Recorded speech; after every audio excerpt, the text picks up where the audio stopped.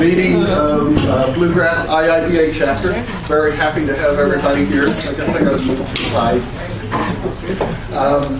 So thank you all for coming and that. We hope you really enjoyed tonight's topic and our speaker for this evening. For those of you that don't know me, I am Aaron Wittenberger. I am the president of the Bluegrass IIBA chapter. You see our board of directors. I think we're all here this evening. This is the team that leads the chapter and decides on these topics that we bring each month. And some business we have, April will bring chapter elections. We will have 4 board positions up for election, and that's half the board. We're still finalizing that and getting a slate of officers. We will have that out very soon. Chapter members, paid chapter members get to have the right to vote. It will be done by electronic vote, so we won't be taking up meeting time to do elections and that. The following meeting, May, is our annual general meeting.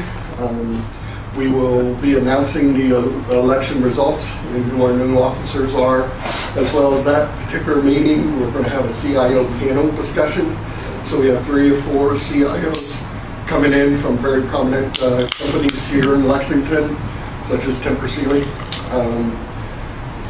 to just have an open discussion and that, and they'll take questions from the audience and ask them anything, and we'll find out how business analysis and how the business analysts are utilized within their organization. So along with the board positions and that, it's not just the entire board. I have it up there. I got it.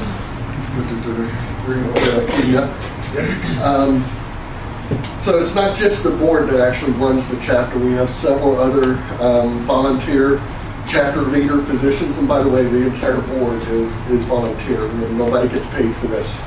We're getting double the salary next year, though, right?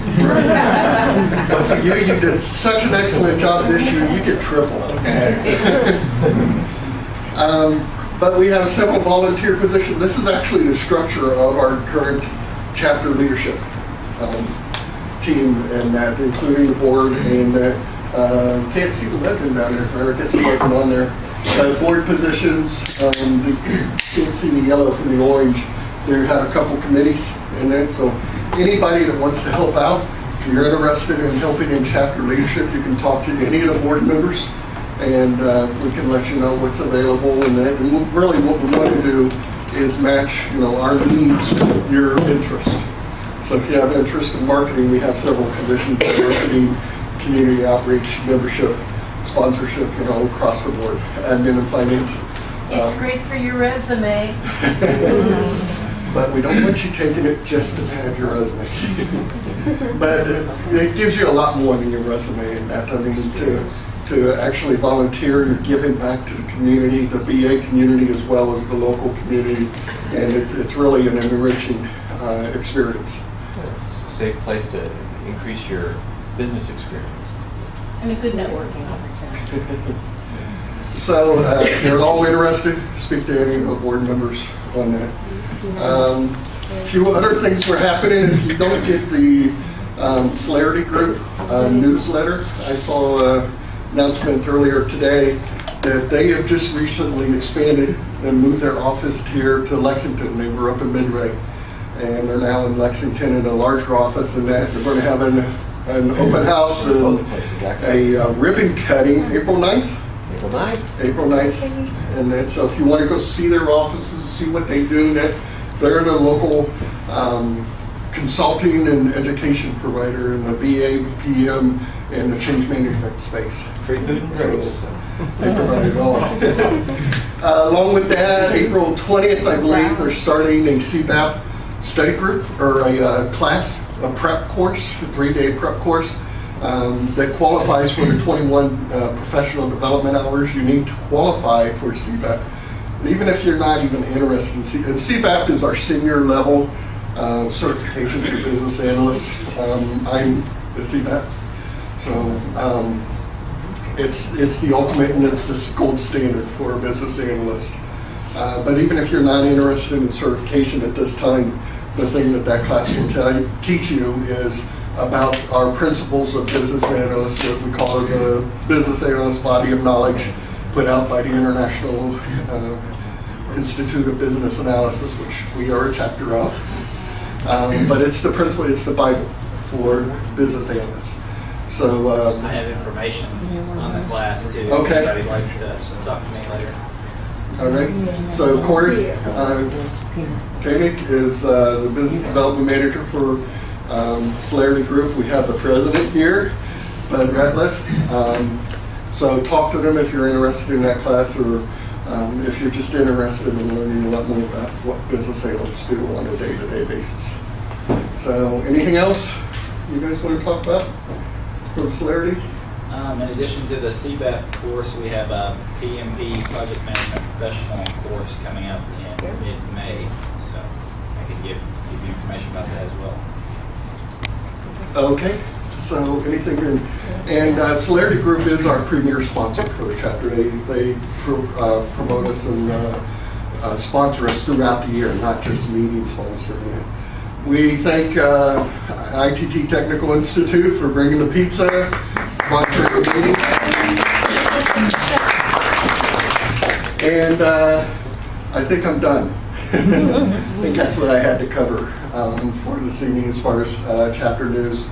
If you want to know anything about the chapter, even if outside of chapter leadership and that, or what we do and when we'll be back here or where else we meet, things of that nature, ask any board member.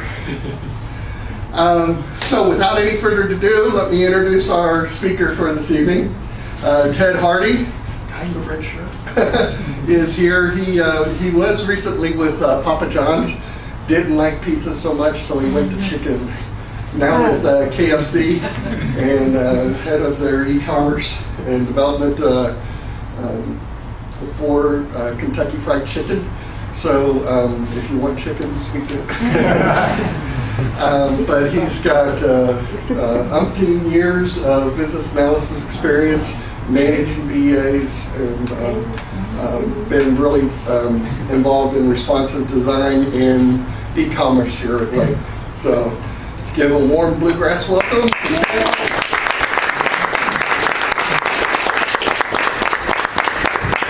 Thank you all very much. So I am very happy to be here tonight. I'm going to get the presentation going up here. So you're looking at this and you're going, okay, it's about e-commerce, and the title of your presentation is called Die in a Fire. So that's probably a little bit of a strange way to start out. You don't necessarily see a lot of business presentations start up with emoji on the screen, but I tend to do things just a little bit differently. So one of the things I really like to do is to make this more of an interactive thing. So guys, if you have any questions as we go through, don't wait till the end. Just let me know. Let's address it there.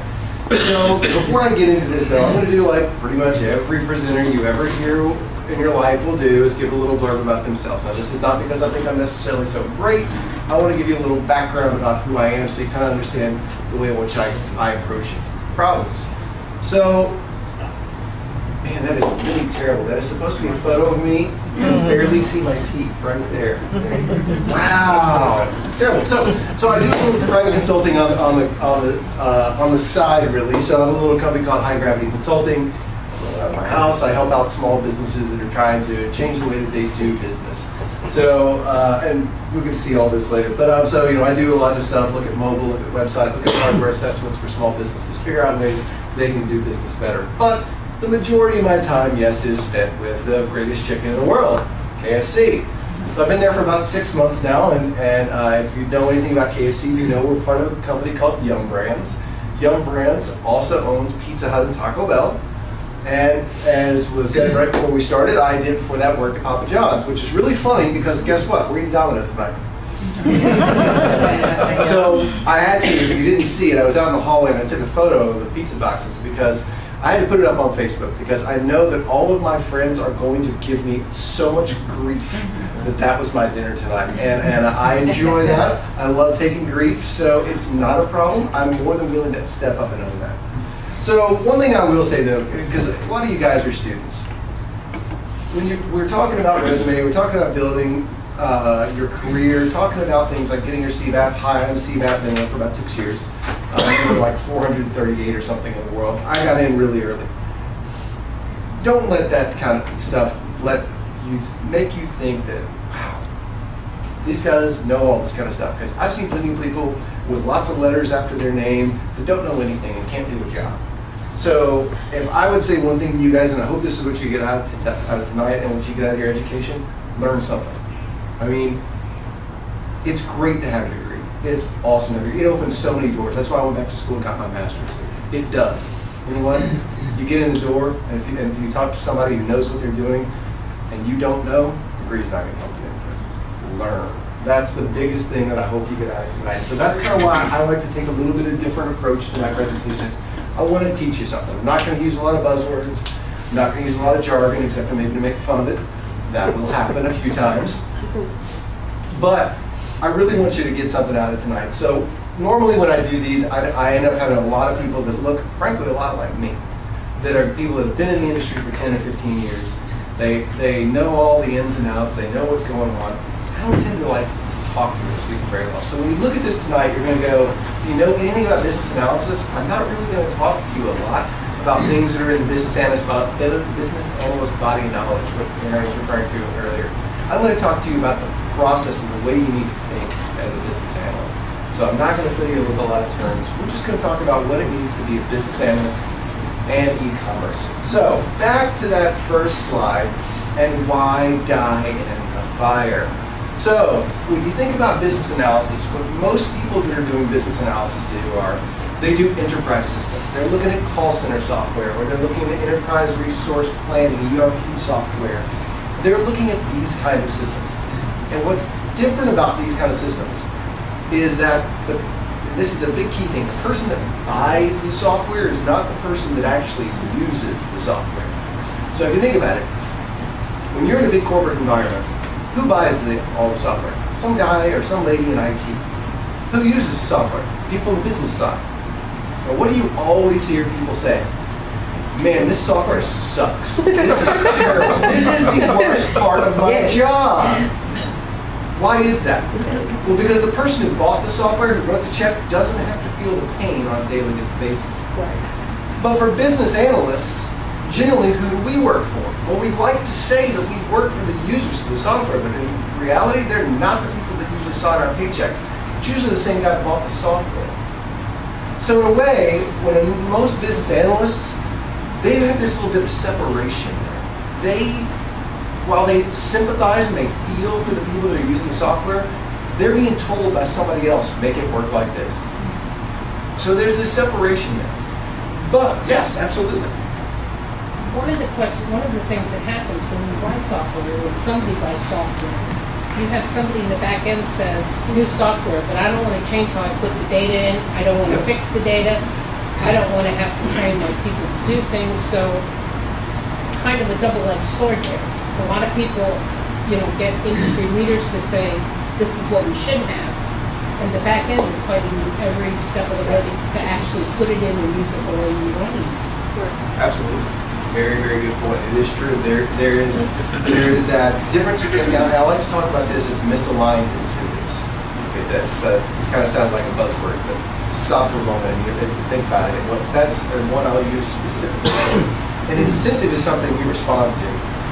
If somebody says to you, let me give you a great example here. I'm really hungry. If I gave somebody $5 right now, would you go get me a slice of pizza off that table? I bet a couple of you would probably pop up and go, whoop, yep, right here. That is an incentive. And you responded to it.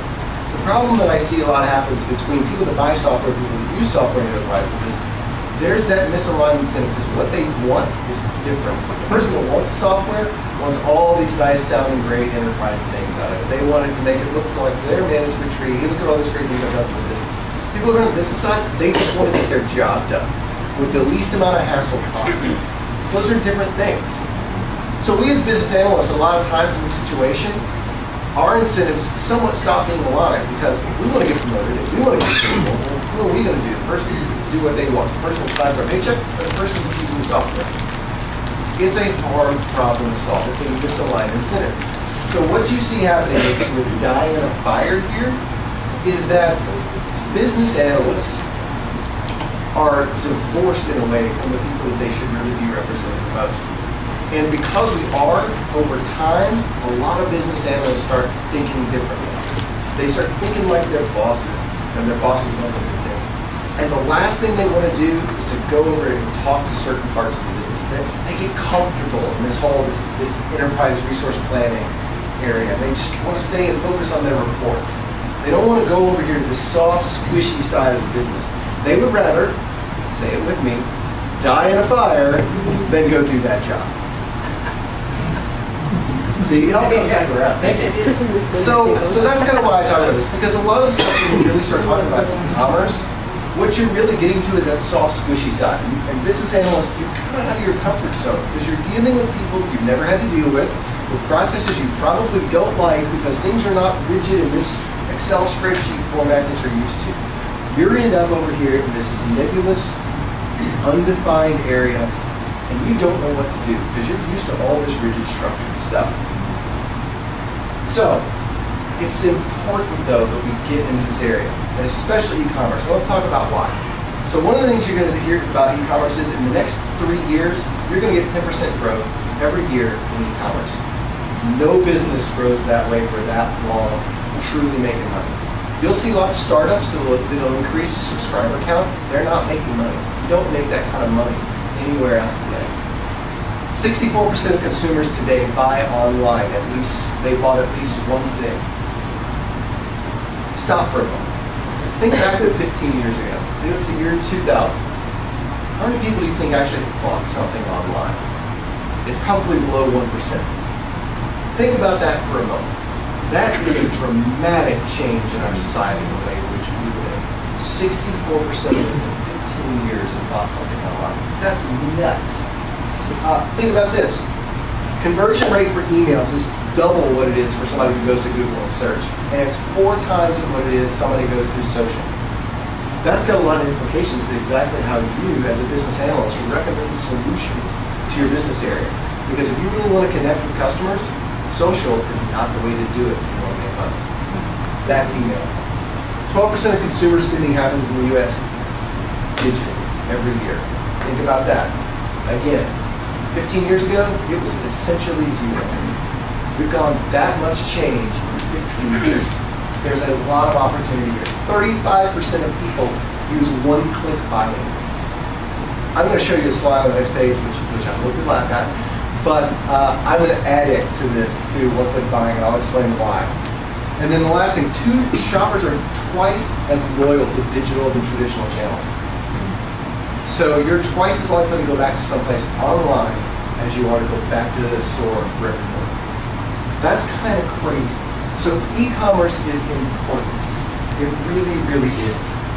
Now, why I said that slide in alignment. So this is Amazon's stock price over the last 17, 18 years or so.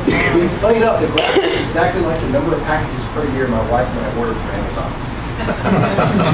Yes! No, sorry. I do make a joke there, but in a way I'm also serious. So a little over 2 weeks ago, my wife and I moved our family into our new home. How many packages do you think in the first week we were in that house trying to get everything set up that we had delivered from Amazon? 20. 15. 22. How many do you think we had delivered on a single day? 15. All of them. 9. 9. It's amazing what e-commerce can do to change the way in which you shop. Because I literally sat on my couch and ordered every single one of those items. Most of them, one touch. It's really, really, really easy to buy e-commerce. So you say guy on that commercial that says, ooh, that was nice, click. Well, I'm going to own it, but let's be honest about it. Yeah. So this is I'm going to talk about a little bit of jargon here, but you'll kind of understand later why I'm using jargon. So stakeholders. So we'll talk a little bit about some. Yes, I just absolutely. have a quick question. Absolutely. Is Amazon making money yet at this point? Have they turned- No, they are not. And that is an interesting side note. But no, Amazon is not. But there are plenty of retailers out there that are. And actually, we're going to talk about Amazon and some other retailers in a minute. But let me come back to that bit because I hadn't intended to talk about that, but that is a great point. So we're talking about stakeholders. We're going to show you some tools that most business analysts aren't really familiar with. And then we're going to talk about an e-commerce framework. Now you're thinking, framework? Really? Think of this as really nothing more than how to think about e-commerce.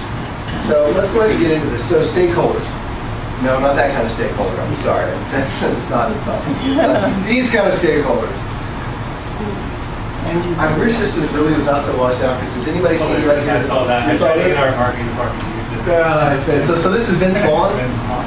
So did you all hear about this? He actually, with a new movie that's coming out, there's terrible stock photos online. And so Vince Vaughn, for his new movie, actually put out this whole series of fake stock photos. And they're awesome because they're so cheesy. Sorry. So there's some stakeholders. So normally when we as business analysts talk about stakeholders, what are we talking about? We're talking about really people that are influential in the process of us doing our jobs. So if you're talking about enterprise resource planning, you're talking about people who are buying the equipment for you. You're talking about the users of the software. You're talking about your suppliers and retailers. Those are what we call stakeholders. In e-commerce, there's some of that, but we have a few new ones. And this first one here goes back to my whole die in a fire thing, because so many business analysts would rather die in a fire than go and talk to someone in marketing. We're okay with the finance guys. We usually like them. A lot of times, they're even our bosses. We're probably okay with the engineers. We like them too. We may even like the service side of the business. But you know what? Oh, marketing. Oh, marketing. What are you guys doing? Really? So, marketing and finance manager. So what are you doing, guys? I mean, you're all kinds of squishy. You never can get an answer out of these people. They're just impossible to pin down. Why would I want to talk to these people? Well, frankly, marketing's actually got some really cool stuff that they talk about. So let's talk about some of these. So first of all, you're going to hear things, and it's stuff marketers like to say. First thing is, who's our target customer? Now, you're going to hear this out of marketers a lot. And really what they're trying to say here is this. Who's the person that's going to buy our stuff? Who is the person that is most likely to be able to come to our e-commerce site or use our app? They're going to find us. They're going to be the people that go, I love this. This is me. Because while we talk about Amazon and they're a retailer for the masses, they're not really the big part of it. There are a lot of little small retailers out there doing very unique things. Those are the people that they've focused on very specific customers. You also hear them say stuff like, what's our branding? Which is really just shorthand for when somebody thinks of us, what do they think of? So, and I'm going to use KFC as an example. When you think of KFC, what do you think of? Colonel. It's in the name, I know, gosh. What else do you think of? Old white Colonel man. Sandwich. I'm sorry? The old white. Yes, the Colonel. Yes, he is. And if you ever want to have some fun, go look up for. Gosh, who was it? It was go look on YouTube, search for the Colonel, and I am drawing a blank on the name. There's a video of him hanging out with Alice Cooper. The Colonel is a crazy man. That he was in a gunfight, shot a guy, no lie, out in front of his restaurant. You can't get over how crazy this whole thing was. I have no words for that. I didn't know any of this until I showed it for company, and I'm like, he did what? But it's about how our consumers think about us. Those things marketers care about. And they also think about, how does this make me feel? Can I just get an answer? I don't care about how a customer feels. Are they going to buy or are they not? But to marketers, they do care about it because buying is not just a transaction. There's engagement that goes into that process. If you can appeal to someone's emotions, you're much more likely to actually get them to buy from you. What's the value proposition? That's another thing you're going to hear marketers say. And really what they're saying there is, somebody wants to give us money for something that we have, and we'll exchange that and give them a product or a service of some sort. But is it really worth the money that we're asking for it? Do consumers really look at that and go, this is a deal, I should buy this thing? That's what they're asking. How does this impact millennials? Now, I look at this one and I just kind of roll my eyes. I'm getting old. I'm not there yet, but I'm getting there, and I know that. And so I hear that marketers talk about millennials. So I'm like, well, what's such a big deal about millennials? Hey, some of you guys are millennials. You're thinking, well, we are the big deal, of course. What is great about millennials is, when you think about this, they're the age group that it doesn't have a lot of defined characteristics. They're not set in their ways like people my age and up. They're the ones who are impressionable, the people that you can get that have a lot of free income, because mainly they don't have kids. And if you want to lose your income, have kids. Yeah, you're shaking your head. Trust me, I've got a 9-month-old right now. Trust me. Yeah. So then they're going to say stuff like, can we increase frequency? Of like the radio frequency of what? My heartbeat and all this garbage you're spewing out at me in meetings and words? No. How often can we get somebody to come back? How do we increase how much they can return to us? Can we give IT more time? Okay, no marketer ever says that. Does not happen. It's why have you not got this done already? You should have had this done 3 weeks before I actually came up with the idea. What's wrong with you? That's what you get. And then this is my favorite. I thought it was is it new news? Isn't that a little redundant in that sense? But their concept is very simple. It's how do you let our customer think that there's always something new going on with us? So that's stuff marketers ask a lot. And as you think about those things, you're going, well, no wonder that people that are in the business analyst role don't like it. There's no good defined answers to any of these questions. But that's part of being a business analyst working in e-commerce. You don't have solid answers. And this is not a lie, I have spent 3 years of my life explaining to somebody what a good upsell is on a website. 3 years. I did other things in there too. But that conversation was the one that would not die. But you know what? There's a reason why it would. Because it always changes. Because consumers get used to something and they stop seeing it. It's just like seeing an advertisement on a website. They stop seeing it. How do we make these things more effective? That's the thing that you're finding that's at e-commerce all the time. But that's not the only group. There's consumers, and that's us. I really like this picture. Again, I wish it wasn't so wiped out because this is truly a white card that's supposed to look like a credit card. And I'm like, has anyone ever seen a solid white credit card that has no lettering on it? I'm like, who took this picture? Carte blanche. But like nothing at all on it. Like, I mean, it is not just like a set of rings over there is nothing. I'm like, why would you take that photo? Anyway, sorry. Random things that just make me go, what? But consumers, we're all consumers. I mean, like I said, I know all this stuff from the inside, but how much stuff did I buy from Amazon 2 weeks ago? But the thing that I'll point out here, and this is one of the things you'll hear me say a lot, the consumer is not like you. We all have our own biases. We all think about things in a certain way. And it's like driving out on the highway. And you're driving and you're like stuck behind this person that won't move any faster. You're like, what is wrong with you? You pass them up and somebody goes blowing by you and you're like, you idiot! You just did that to the other guy who was going slow. These are our blind spots. And it's the same thing when it comes to buying.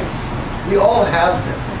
The thing about e-commerce you really got to step back and remember is the people that are probably going to be buying from you don't have much in common. Yeah, we all need to eat. Yeah, we all want a home. Yes, we all do want to feel loved. But the way in which we approach those things are very different because all of our backgrounds and experiences are different. So one of the key challenges to being an e-commerce BA is to step back from things and say, you know what? I'm going to take all those preconceived notions that I have. I'm going to set them aside. And I'm really going to go get, for a while, in the shoes of my customer and figure out what is it that really motivates them. What is it that they care about? That's a really hard thing to do for somebody who's used to sitting back and going, well, this field on this screen needs to be 20 characters long, and it can only be alphanumeric. It can't have any symbols. It's a really hard mindset to change. It is not something easy for you to step back and go, one day after the next, just change. Yes?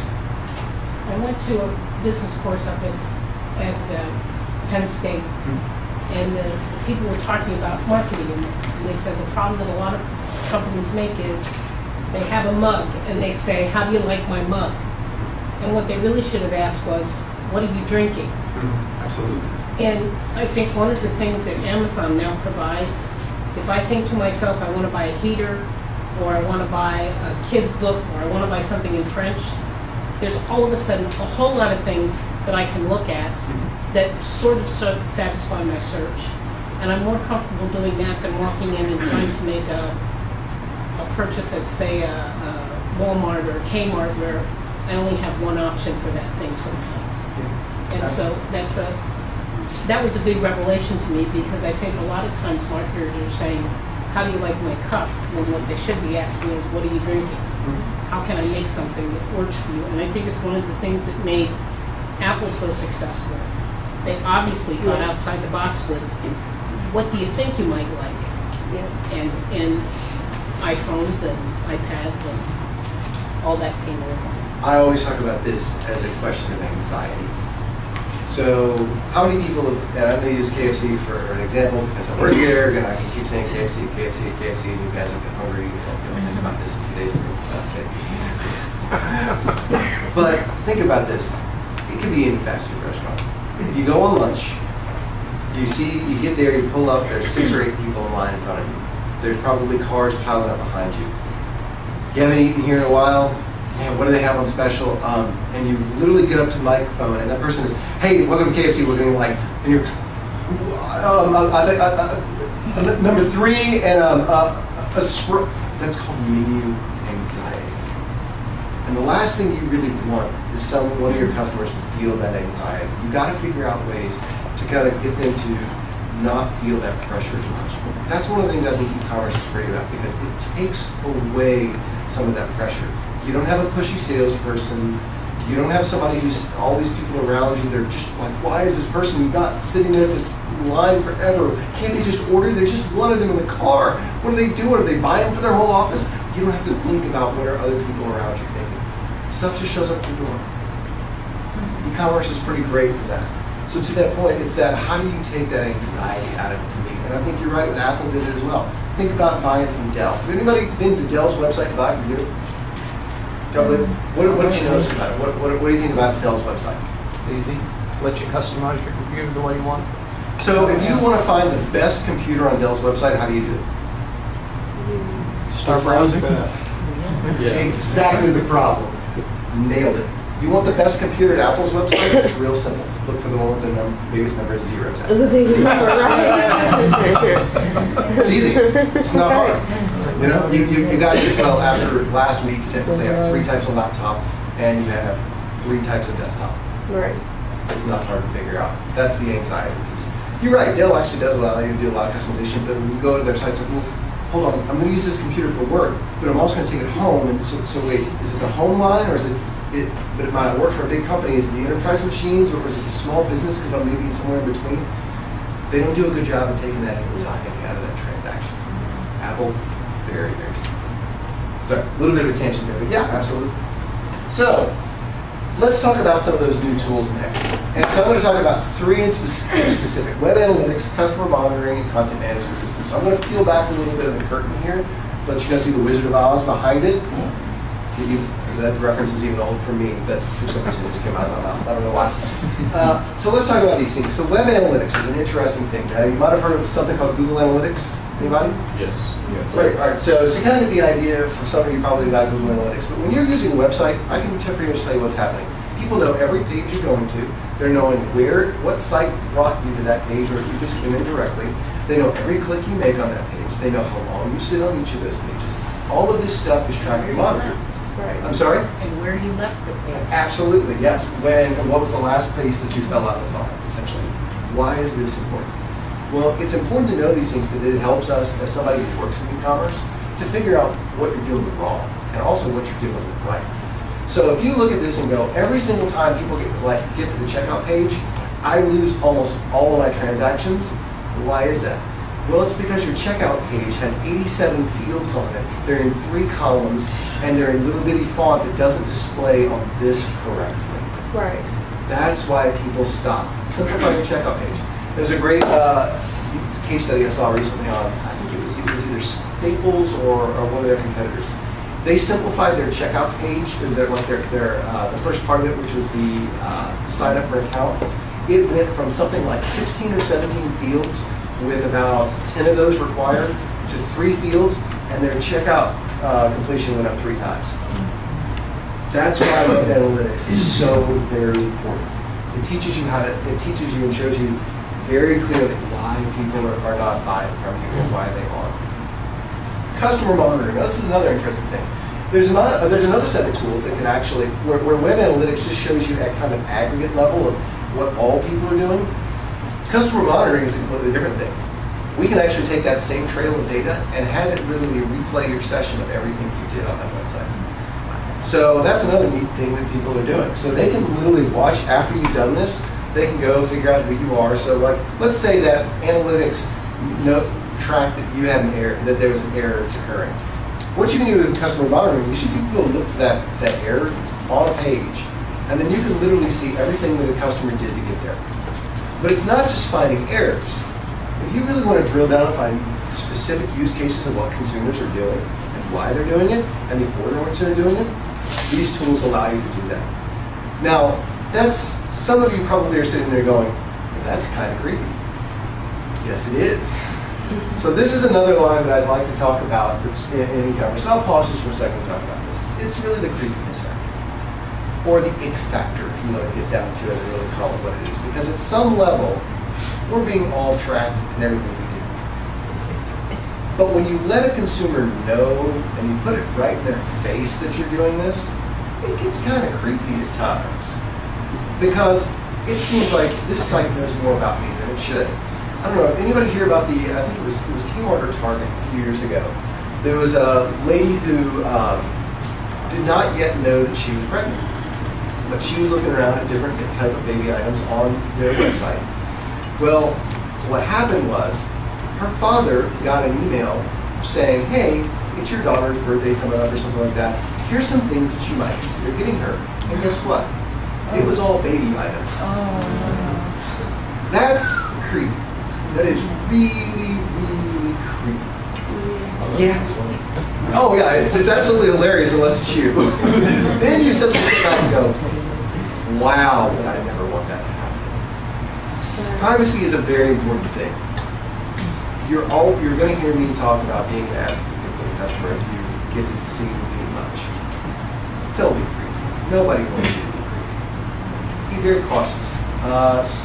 Spider-Man, great power comes. Great responsibility. Exactly. I didn't even see that. That is genius. It's got a logo on. This is awesome. He knew about it. He knew about it when watching. Exactly. He knew what was going on. He was predicting that. So then we'll go to the next one now. So let's talk about content management systems. And this is something that is not entirely exclusive to e-commerce, but is very important to e-commerce. So normally when people think about content management systems, they're thinking like, well, that's a tool that I use to run my blog. But content management in e-commerce is also very important. Think about, again, when you go to Amazon and you click into an item, what do you see? Well, you see things like there's a description, there's a name, there's probably a series of photos, maybe a video. There are also things like consumer ratings and reviews. There are related products. How did all this data get there? How does it know to relate to it? A lot of that is done through the content management system. So this is where you put all that data in. Now, if you're looking at like big ERP systems that handle planning, they don't have anything like this. But they also don't have to display a lot of things to a consumer in a dynamic, engaging way. Content management systems are going to become, in my opinion, over the next decade or so, one of the key tools that business analysts use way more than they think they do.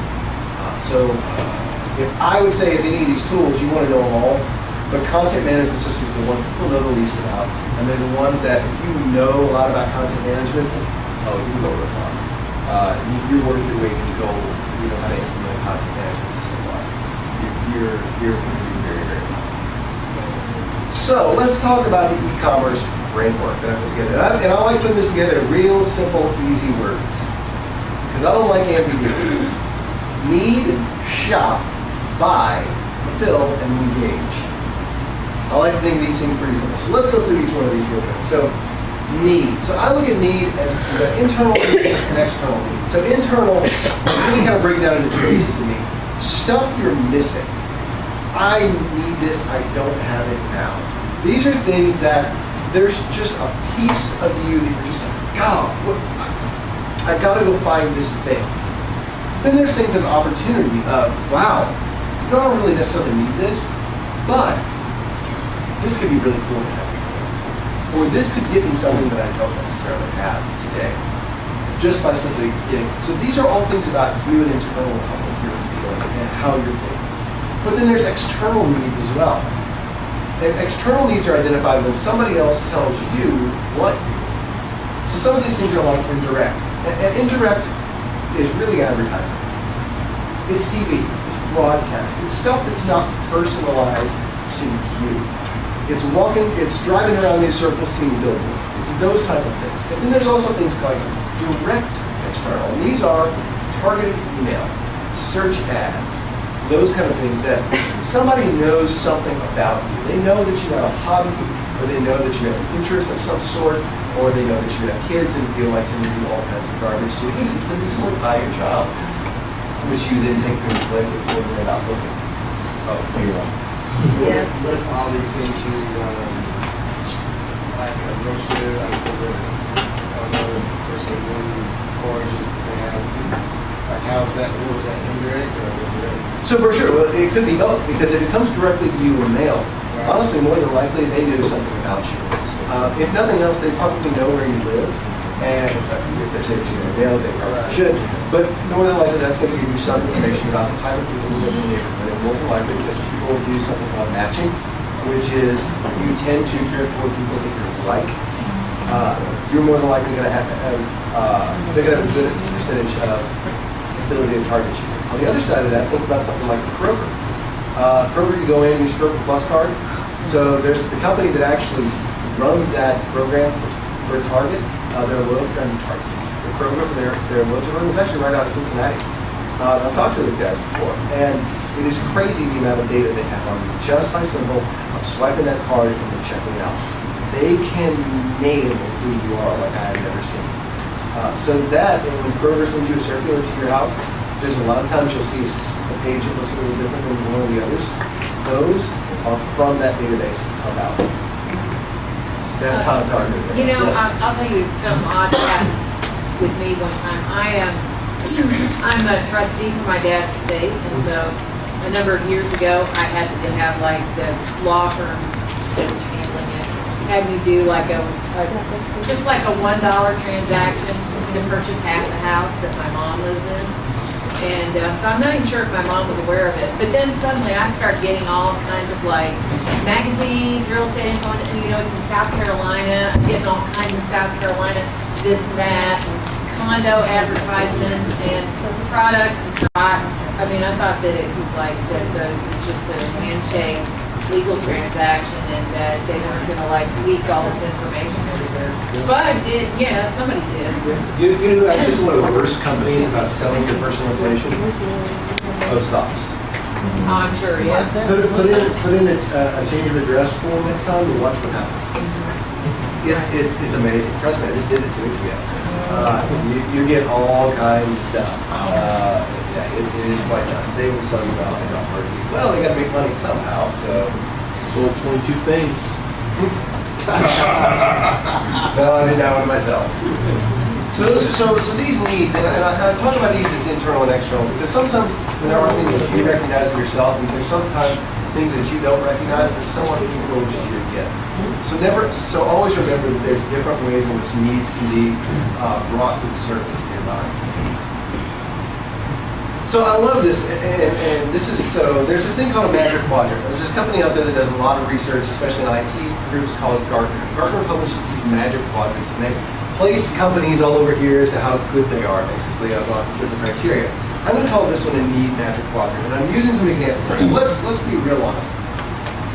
For most of us and everything we do, a smart car is probably completely sufficient for the things that we do. It gets us from point A to point B. Sufficient does not always do need though. So let's think about this on a different front. So smart cars are low in price and they're also low in utility because the utility of them is you can't fit much in them. They don't go that fast. So you can't get there very quickly, but they still get you there. But you can say, well, a utility is an important thing to me. I need more utility. I need more space in my car. Well, great. It's still relatively cheap to buy a Toyota, but you get a lot more utility out of that vehicle. You get probably get a four-wheel vehicle, you got some trunk room, you probably get more range out of the gas tank, great.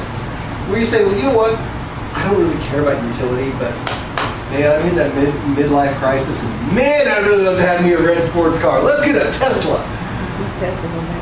Tesla's only go about 200 miles before you're out of battery. And if you're not someplace like in the Northeast or out in California, you have no way to charge that thing except for literally pulling in, plugging it into 110 volt, and waiting over 24 hours for your battery to discharge. That is not much utility out of the car. But, you know what? It's a lot pricier and it's a lot fancier. But eventually you get to the point where I'm getting really old now, and I got a lot of money, disposable income, I got kids out of the house, I would go get it. Just gonna do it. A lot more utility, but a lot more price as well. So, now I'm gonna ask the question, is it wrong to be in any of these quadrants? No, it's not. It's all about what your needs are at the time. You know, like I said, I have 2 kids. I'm driving a Mini Cooper out in the parking lot. My friends are all like, we have minivans. You suck.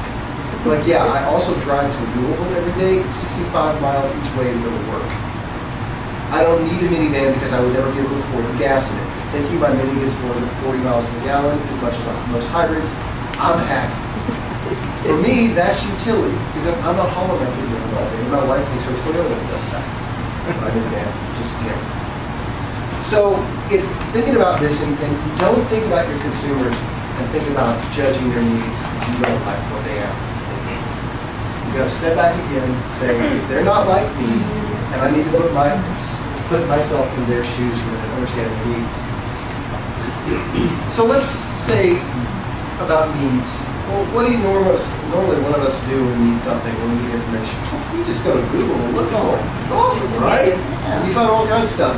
Did you know Google has a shopping site? Yes. I think Not you did. surprised. Not everybody does, but yes, they do. And it's great. You know, I search for headphones here. You can see you get a lot of headphones. What do you not see on this page?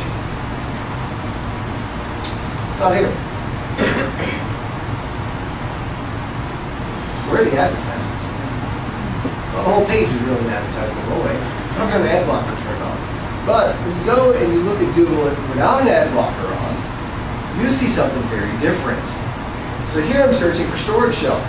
Just bought a house and some shelves. The things in red, those are every one of them an advertisement.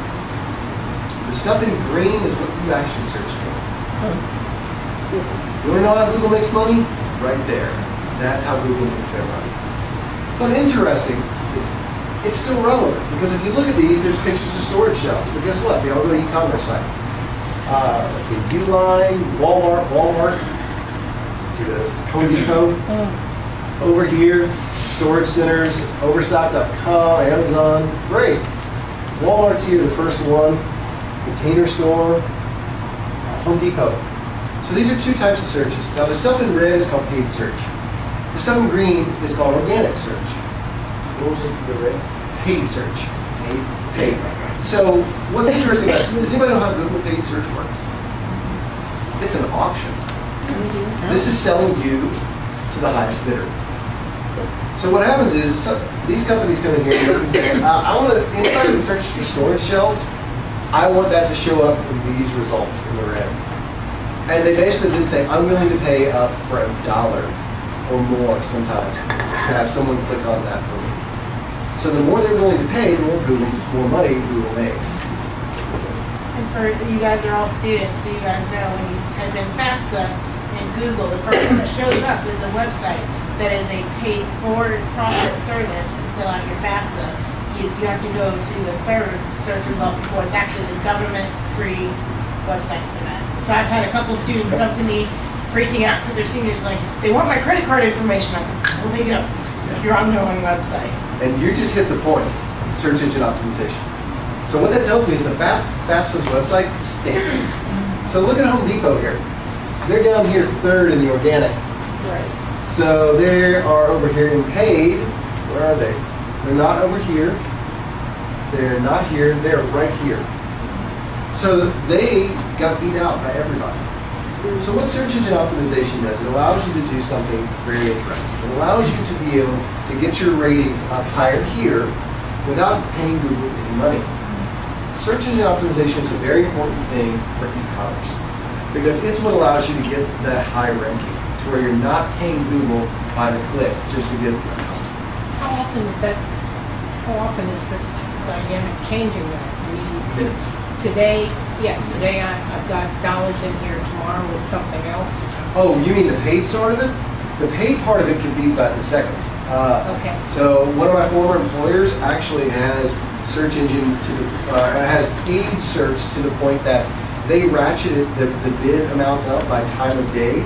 So if you search for a key term and a location, and you do it at a certain hour, they don't even show up in the paid at all. But you get in their prime shopping hour, they are at the very top.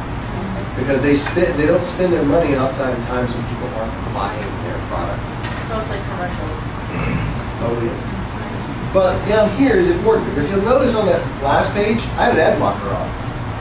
So if you're running an ad blocker, you don't see any of this stuff in the red. SEO though, sends us through. It always gets through.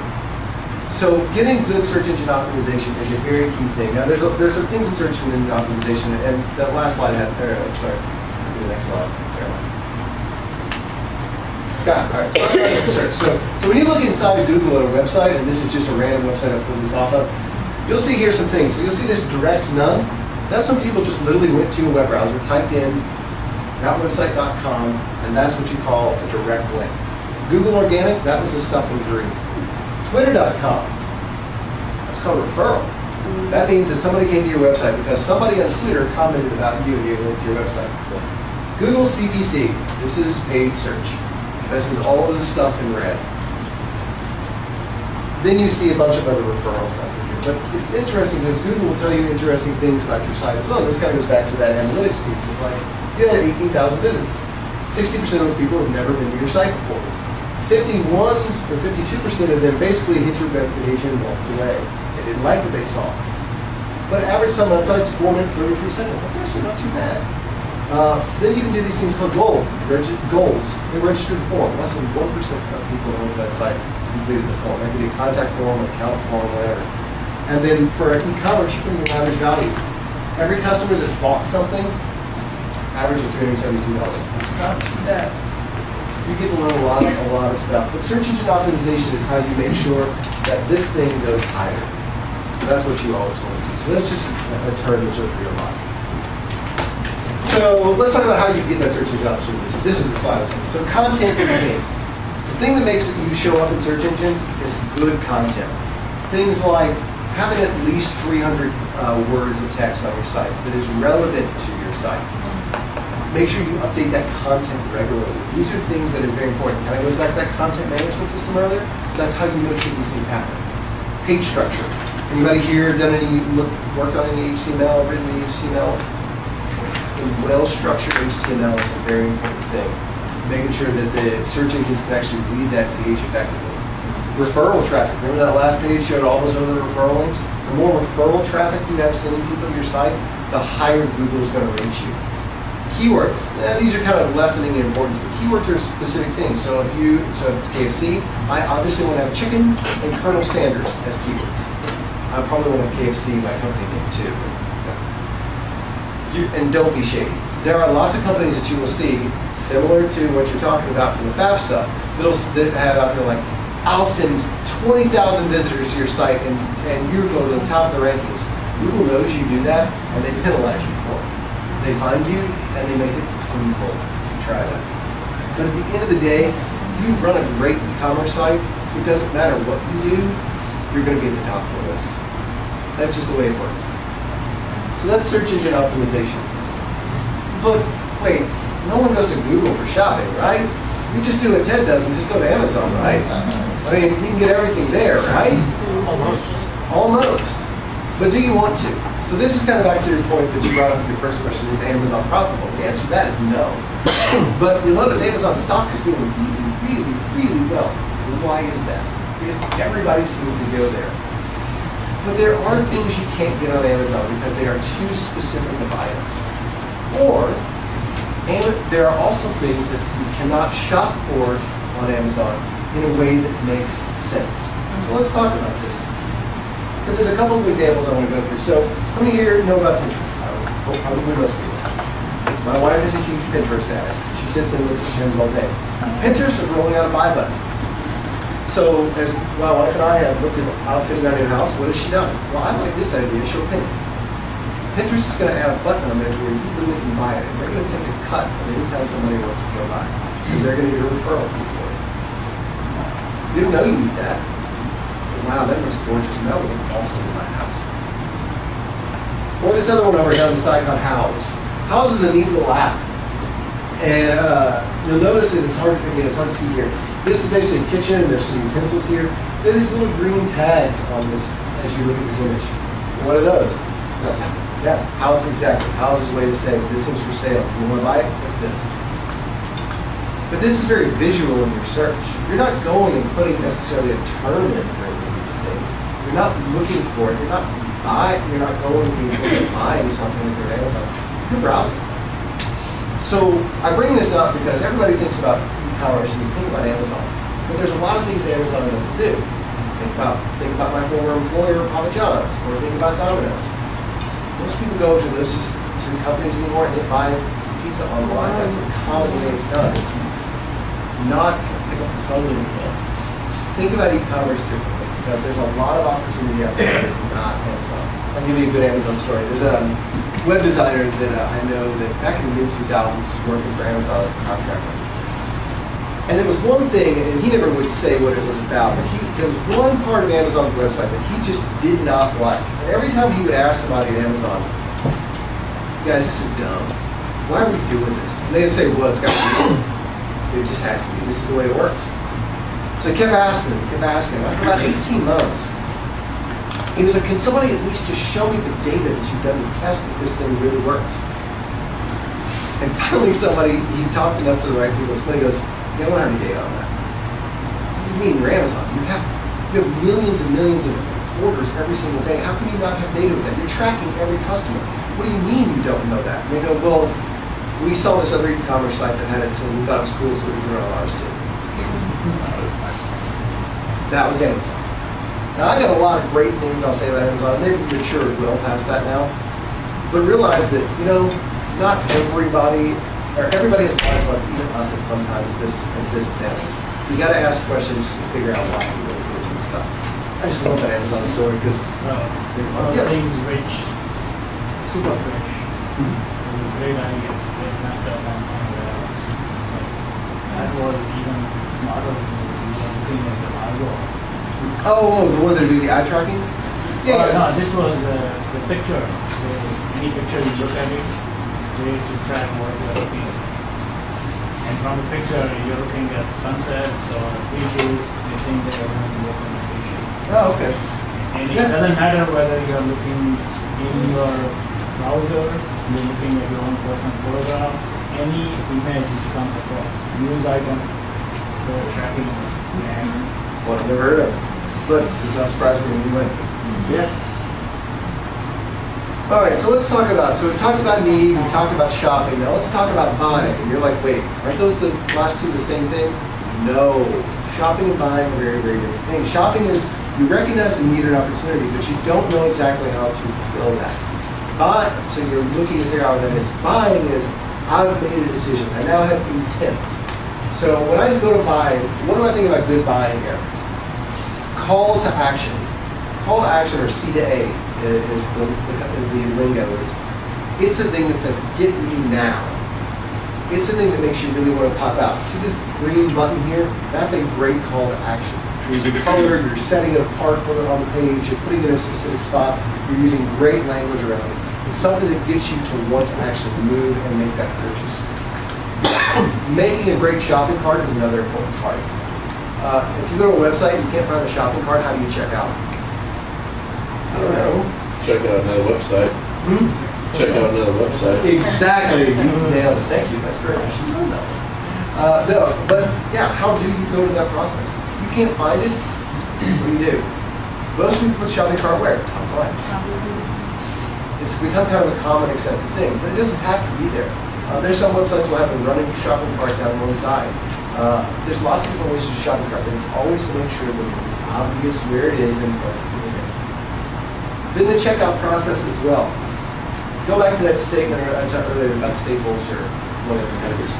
Just by simplifying your checkout process, you can dramatically increase what's called the conversion rate, which is how many people successfully buy. Keep that thing simple, keep it focused, don't put anything about anyway. Remember that conversation? Yeah, absolutely. Go ahead. Well, just recently, I'm big on e-commerce. I actually buy a lot of stuff online. Recently, I was on the Motorola website, and like some places you have to have an account with them before you sign in.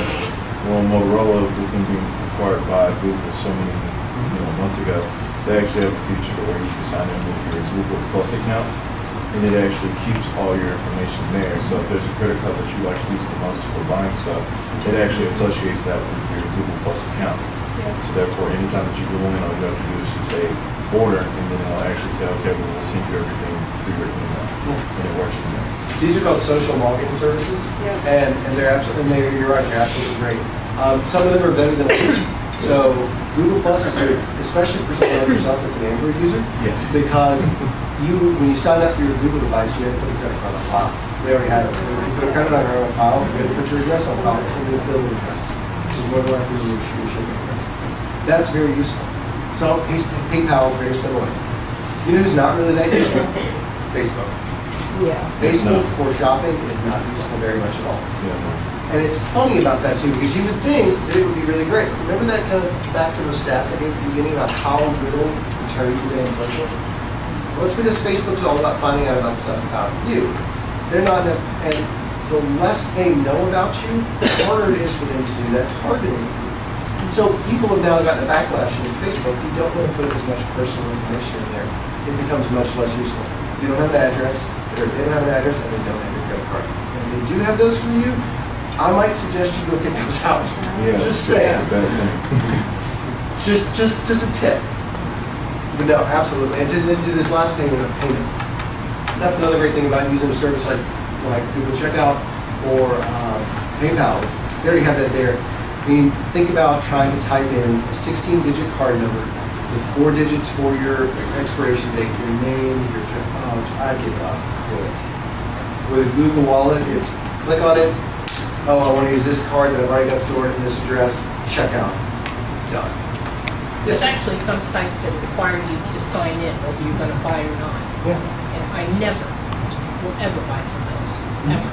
Just in case you have any influence. If they're not going to let me look, I'm not going to shop. I actually do have some influence on that. So she's talking about there's a couple different ways. There's called there are account-driven checkout programs, and there's what's called guest checkout. What you will find interesting, especially about guest checkouts, though, is that there is one piece of information that is different on guest checkout than an account checkout. Do you know what the piece of information is? Password. Everything else is exactly the same. Pretty much any site you have to give your address. Every single bit of information is the same. Your password is the one it is. Now there is a new thing, and I've been talking through this with some people recently. So when you visit a website the first time, there's something that happens called a session is generated. It doesn't matter what website you go to, you're always going to get a session. You're also probably going to get a unique identifying piece of information you're going to put in your browser called a cookie. So I look at this and I go, well, how many people ever really use my computer as me? Probably not very often. So if you have a session which tells you, hey, this person just showed up, and you know they showed up today and didn't show up like a week ago, you know that they're getting the current prices. And if you know you've got a unique tracking identifier, you already know who they are when they come back. Why do I put in a username and password every time? Doesn't make any sense. They still know who I am, whether or not I do it or not. So I'm like, why? What is the username and password get you? I'm always coming back to this machine. There's one place I go to that gets me nothing. The only time it gets me something is if I go to that from this and this. They need some way to tie me together. Because those other IDs are generated in the background. You never see them. They're not personally identifiable. So as I sit and think about it, I think we as an e-commerce organism, as e-commerce professionals, forget sometimes that because marketing pushes us to do things about capturing more customer data so they can do more engagement, we go too far in that, and we start thinking about how do I just get all this information, get it real quick, and it's like the main interest in it. You're just trying to go in and steal as much as you can quickly and keep it before somebody really stops to think about what that information really means to them. I think we would be much better served as an industry if we collected less personal data. I'm not going to get any marketer in the world to agree with that statement I just made, but I think it's absolutely true. Yes. Do they also keep separate analytics on, like Netflix, Hulu, like I also have Kindle Unlimited, where you have the subscription, so they keep separate data as to how many people just have it on automatic buyout versus I'll go in individually every month and pay. Oh, yeah. Oh, sorry, I see what you're saying. Oh, absolutely. Yeah, totally. They also will do things that are cross-site. How many people have ever gone to like Google and searched for, let's say, it's the headphones I gave you earlier, and then you've been on Facebook an hour later and you see nothing but ads for headphones? Yeah. They know you. They know who you are. They can find you. And a lot of the reason is, there's a lot of companies in the background that are basically aggregating data, and they figure out who you are because you're coming from the same IP address. That you have the same habits and go back to the same sites all the time. Just because you're not logging in does not mean people cannot find you. Google has that remarketing. So if you pay for an ad, you go to some other site, they will automatically display your ad. Absolutely. Because you're on the same display network. Yep. So you go to email and it will show up on the email. And if you go somewhere else, it will show up. And they charge less and less every time. But I know when you click, it's like multiple touches. Oh yeah, absolutely. All right, so let's go through here. We're going to keep going. So then the last part after that is this is that fulfillment or it's gratification. I went through that whole process, and now I've actually purchased this item. And this is kind of where the BA gets back into their comfort zone, because at this point you're looking at, well, it's order fulfillment. I do that all the time. I know that kind of stuff. Or distribution systems. I know those. I know how those work. I know how stuff gets from point A to point B. And then how to deliver it. How do I get out to that last mile? These are things that BAs are kind of been our historical background, our bread and butter. So I'm not going to spend a lot of time on that other than to just mention that, hey, these are still pieces of it. The traditional BA stuff is still here. And so then this last thing is engagement. And this is kind of one, it goes back to that marketing kind of thing. But there's lots of different ways to do engagement. There's email. It seems to be the easiest way. There's also, if you've got a mobile device, you've got an app installed, there's push notifications. Push notifications come to web browsers now as well. So if you go to a website, you don't even get an app, you can still get push notifications. You get text notifications. They can just use the phone network to send you a text if you sign up for it. Then there's also these things called targeting, which is kind of what we're talking about, is what do we know about you? What are you likely to want? Based on your history of buying and searching, what are the things that you focus on, items you want? And then return visits. How do we keep you coming back? How do we give you reasons to come back? Well, have you ever gone to a site before, started to buy stuff, and there's like, never mind. And a day later, you get an email saying, hey, you didn't buy this. How do we get you coming back? Or, you bought this last week. It'd go really great with this thing.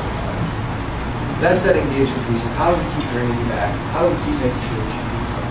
Yeah. So apps that you get on your phone that you download, are they set up like websites, and every time you get on them, that people who made them or someone gets You're saying, are they collecting information about you too? or not information, Yeah. but necessarily just like I mean, we're worried about return visits and things like that. You know, of course they would be, but like. So when you go look at some of the stats, what you're talking about is something called omni-channel. Basically, no matter, so you think about things as channels. So if I'm on my desktop, this is one channel. If I'm a mobile app, I'm one channel. If I'm a mobile web browser, I'm a different channel. If I'm on my smart TV, I'm a different channel. All of these things are channels. And one of the things that is done is, again, they can look at your IP address, they can look at your browsing history, they can see where you're coming from, they can see where you've logged in on all these different devices, and they're constantly figuring out where you have been and what you're more likely to do. That gives a lot of information about you. One of the things that you see in stats is omni-channel consumers are the most valuable consumers out there because they're always looking and they're always accessible. So when you think about that, if you have all different channels that you could use to buy something, if you're looking at things on more than one, you're going to be a huge target. Right here, my bad. Because I'm about to and even omni-channels even going even further now. So how many have heard about something that Apple did last 2013? They introduced called iBeacons. Have you heard about this? iBeacon's an interesting technology. So I've got, you probably heard of Bluetooth, you know, it's, you know, what the little headset is, so that's just a communication protocol between your phone and device. iBeacons is something that runs over Bluetooth. The idea with iBeacons is if I get within 10 meters of a beacon in a store, they can go on there, and if I have that store's app on my phone, that beacon can basically, through the internet, tell the server that I'm in the store and I'm in this aisle, and it can pop a notification on your phone because you got within range of that beacon. So now I not only know what you're doing, what device you're on, I know exactly where you are. That's creepy. Yes, it is. And so one of the things that I've heard plenty of times, you know what would be awesome? If when a customer's driving past a KFC, we send them a notification on their phone. No! For two reasons. One, car wrecks. Too creepy. Yes. Yeah, very creepy. I cannot tell you how many times I've had that argument with people. So, do you That is a really bad idea. But would you have to have your location thing turned on, or can they do it through the emergency location services, or? They can do through the emergency. There is an element of opt-in to this. There absolutely is. But really unscrupulous companies can do diabolical things like I'm sure, yeah. So, oh, you're at our store? Great. Let us, you want to see happen. Oh, let us use your location so we can show you where your closest store is. I'll give you my location. And it's there from then on. You know, is there a guarantee that they're not doing something creepy with it? No. Now, if they get caught, Apple will usually turn them out for it. But Google, no. Well, Have a good time. I mean, the thing about it is like Google, I actually stumbled across this the other day, but Google tracks your location. So like, it knows your routine of where you go the most and stuff like that.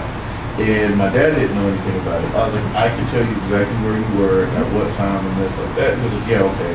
And I showed it to him. He's like, okay, yeah, creepy, don't like this. Yeah. He was like, can I erase it? I was like, yeah, you can erase it, and they can't use it for anything. And then he said, he was like, well, okay. So we go out to the store, my phone vibrates. He says, well, what's that all about? I was like, my Google Wallet just told me, hey, look, I'm in Walmart. Here's some of the discounts that they have. Yeah. So he's like, okay, that's creepy too, because I don't want them knowing that I'm in Walmart for anything. Yeah.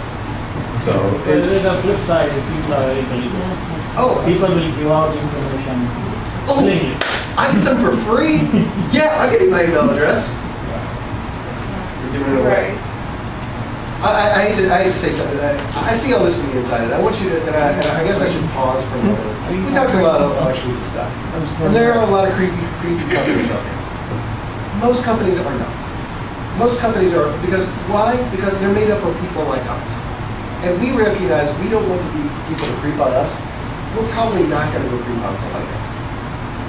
But you can't know that for sure. You don't always. So be skeptical when you think about these things. If I can say anything, it's that. All right, so we are almost done here. So we're a little bit. Oh, I'm sorry, that was my last slide. I got lost in the rows in the presentation. So that is going to be e-commerce as a BA. And like I said, my point here tonight was not to give you lots of terms that you normally hear about being a BA. It's giving you things that a BA needs to think about when they think about e-commerce, just from the background. So with that, up to you guys. Questions? you got it.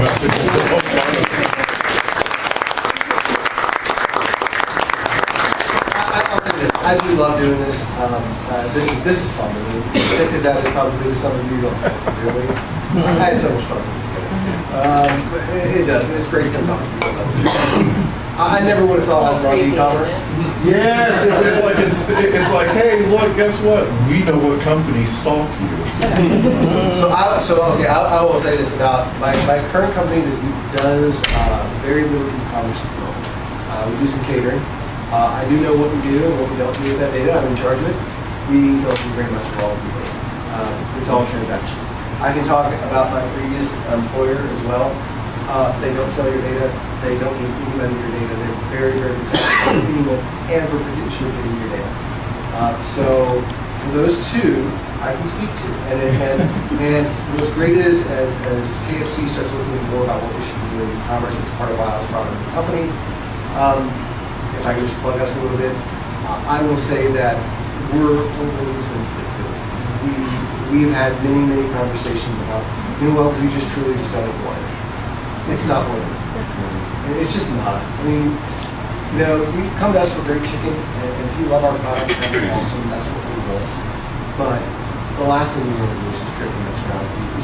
It's not the way we act. I mean, think about who we are and where our roots are as a company. They're here in the state of Kentucky.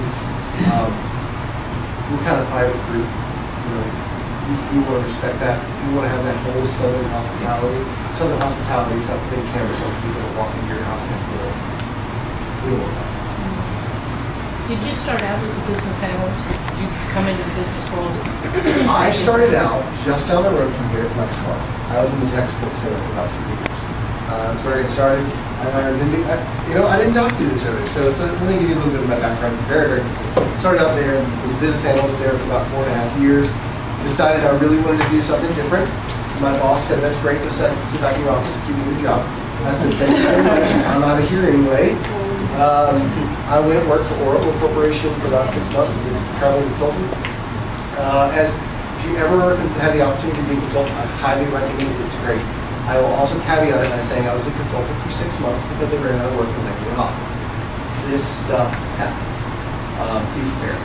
I had the opportunity to spend about 10 months unemployed if I chose to. I ended up spending about 2 months unemployed because I found a company I wanted to work for. I wanted to work for Papa John's. But I've been doing high tech for years.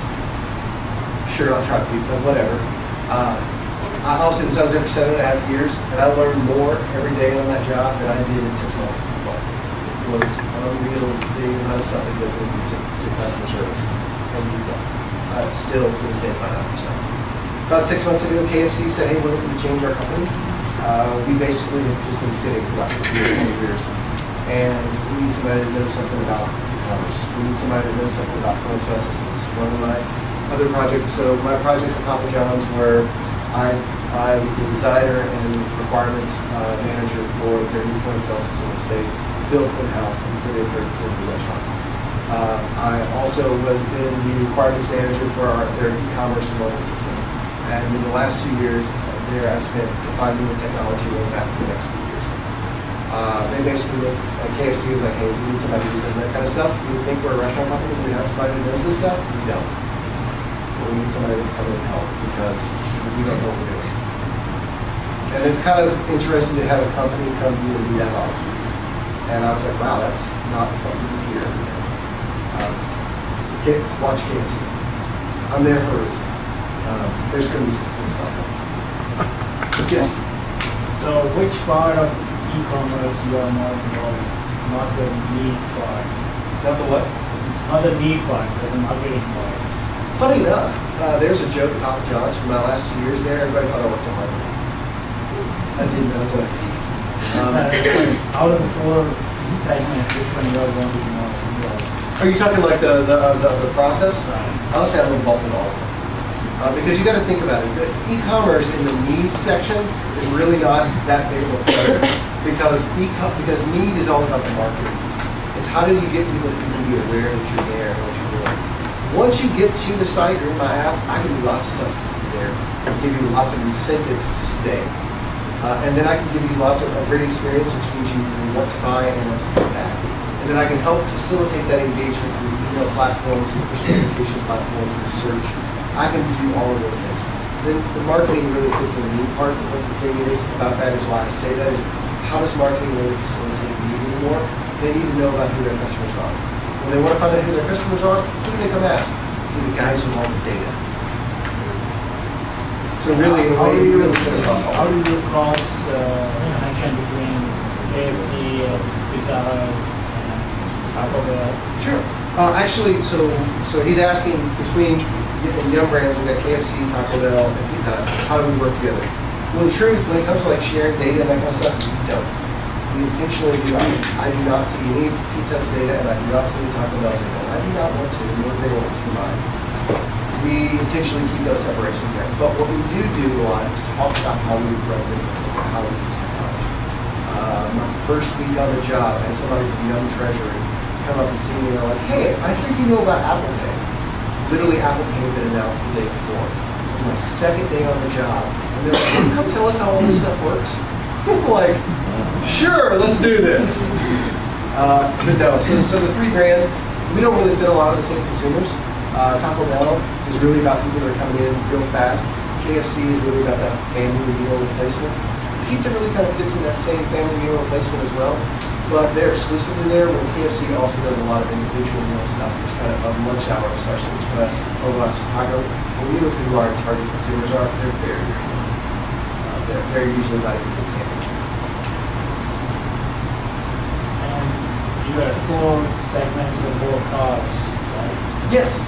So how would you compare pizza from Papa John's versus Domino's? Okay, I can talk about that. I can talk about that. So Domino's and Little Caesars all aim at the low end of the market. They're looking for the very price-sensitive consumer. Papa John's hits the top end of the delivery chain market. We use very specific words there. Pizza Hut sits in the middle. And honestly, Pizza Hut has a problem because Pizza Hut doesn't stand for anything anymore. Domino's, Little Caesars, cheap pizza fast. Papa John's, quality pizza, quality ingredients. What is Pizza Hut? Greasy. Right. I mean, don't get me wrong, there's grease, there's times grease is needed. But what does Pizza Hut stand for? If you look at their sales numbers for the last 4 or 5 years, everybody on the ends is growing with their amount. You know why? Because everybody on the ends is taking away from them. Which is why they're trying like all the new crusts and everything else. Yeah, and you know, I give them kudos for trying, but I still don't know what Pizza Hut stands for. I'm inside, and I don't know.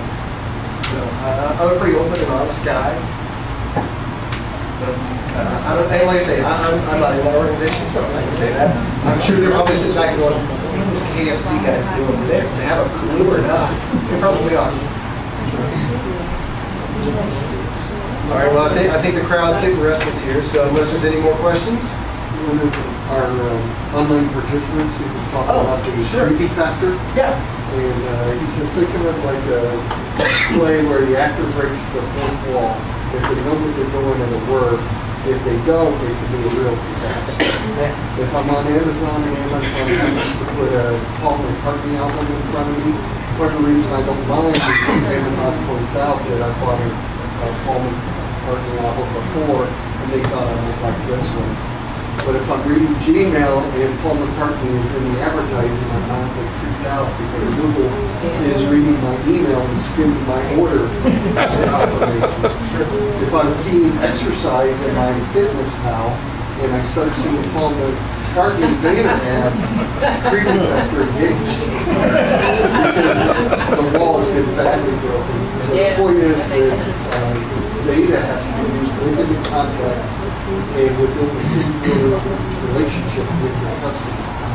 Agree? No, I know the same because I'm a realtor and instructor and supporter small businesses, so my little ads is like great on innovation Do not even get started on that subject. personal care products. Those guys almost killed the deal to sell my old house. Speaking of, Sharon, can I just ask one more quick question? Do you buy data from places like, household data from like Epsilon? No, from like Epsilon, Target Base, those kind of things. Some companies do, my companies do. So therefore you don't share with them either, yeah. Yep. So if you want to get in touch with me, you can find me a lot of different places online. Just give me a shout. I'm happy to answer any questions you have. All right, thank you guys for participating.